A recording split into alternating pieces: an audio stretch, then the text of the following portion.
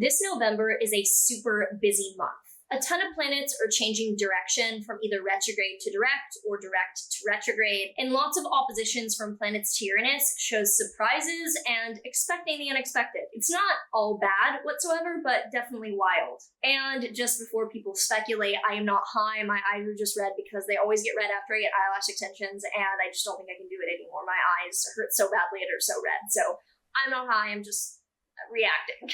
So if you're excited to dive into what we can expect from this November, make sure that you like, subscribe, and hit the notification bell so that you are always up to date with what the stars have in store for you. If you're new here, hi, I'm Maren. I make videos on astrology, I make music, and if you want any private readings from me, to take any of my courses, or to find any of my other socials, they're all down below.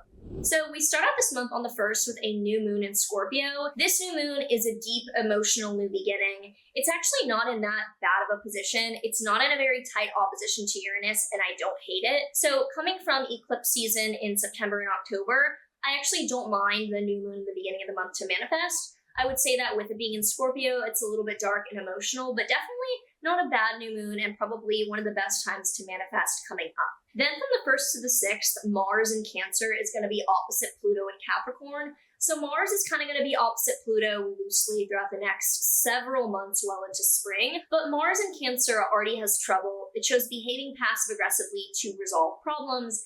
And in opposition to Pluto can show manipulation or feeling like someone is playing you or using you as you are trying to work with them. So just be aware of feelings of manipulation in the beginning of the month. On the 3rd, Venus in Sagittarius will oppose Jupiter in Gemini. This is lovely. This is a great day and a great time to manifest, make plans, enjoy your time. And Venus in Sag is very uplifted and very happy-go-lucky. And in opposition to Jupiter, which is the planet of abundance, just accentuates that even more. So that is definitely something to look forward to and use. Then on the 4th, Mars is going to enter Leo. So Mars is going to be in Leo until the middle of December, just about. It'll then retrograde back into Cancer. I think it's late this year. It could be early next year. I forget. But it's going to be here for quite a few weeks.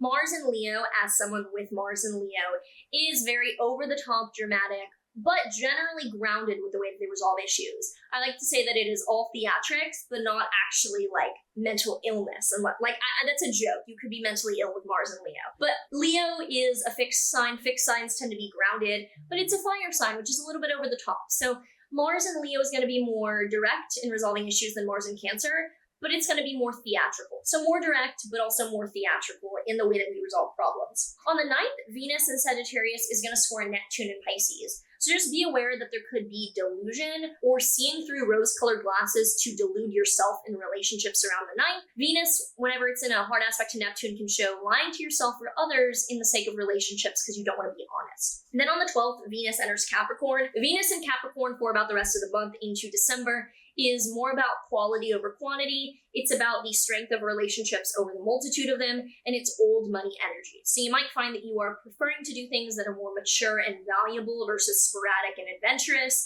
and that your relationships take a more serious, down-to-earth tone. On the 15th, there is a full moon in Taurus. I do not like this full moon, and I do not recommend manifesting or planning around it. This is because the full moon is conjunct Uranus very, very tightly. This shows chaos, volatility, drama, and just like fireworks. It doesn't seem horrible. There's not a hard aspect to like Mars or Saturn.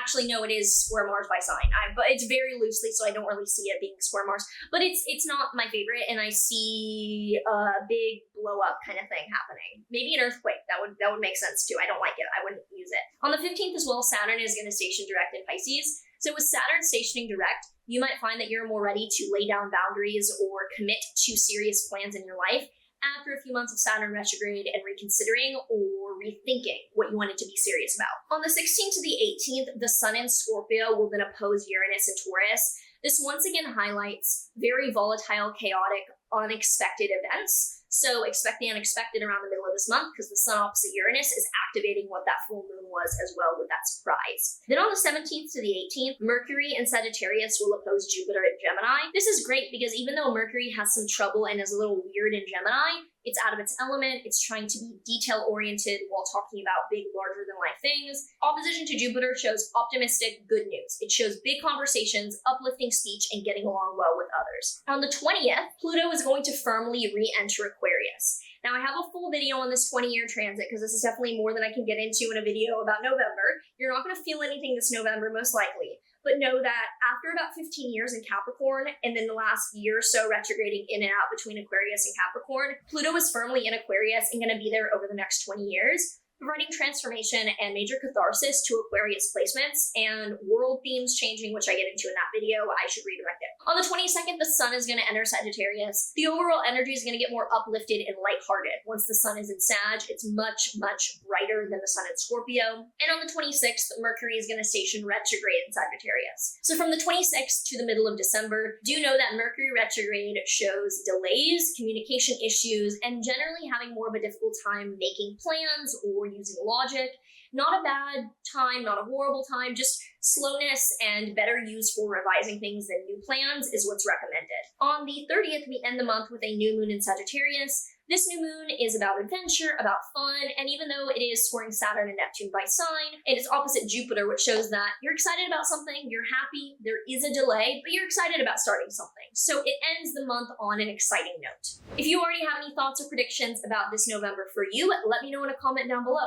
Now, the tarot card that we have here for everyone this November is the Six of Swords reversed. So the Six of Swords upright is usually like, you're crossing this bridge on your own, buddy, or this river, this ravine. You're crossing this on your own. This is like, do not be afraid to ask for help, and do not be afraid of people's support during this month. So if you enjoy this, definitely give this a like and subscribe, and leave me a comment down below about what you're feeling for this November. Otherwise, I wish you well, and I will see you later. Take care. There is one